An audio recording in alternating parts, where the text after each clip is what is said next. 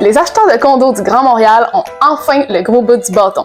Attention aux aubaines qui cachent sûrement des dépenses imprévues, mais les chiffres sont clairs, c'est le moment idéal pour négocier. Ici, le pouvoir des acheteurs continue de gagner du terrain avec un ratio vendeur-acheteur désormais à 7,5.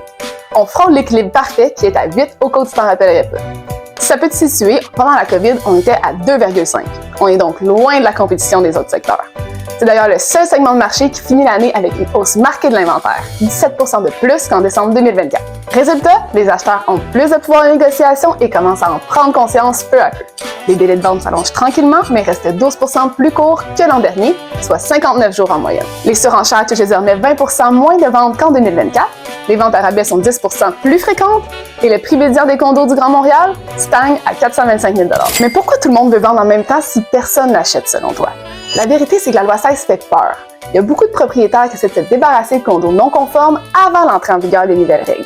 Ça effraie beaucoup d'acheteurs mal informés, mais la vérité, c'est que c'est là que se cache la vraie fenêtre d'opportunité pour les acheteurs futés. Entre la hausse des prix des maisons, des plex et l'explosion des loyers, je doute fort que les copropriétés subissent une réelle perte de valeur à long terme.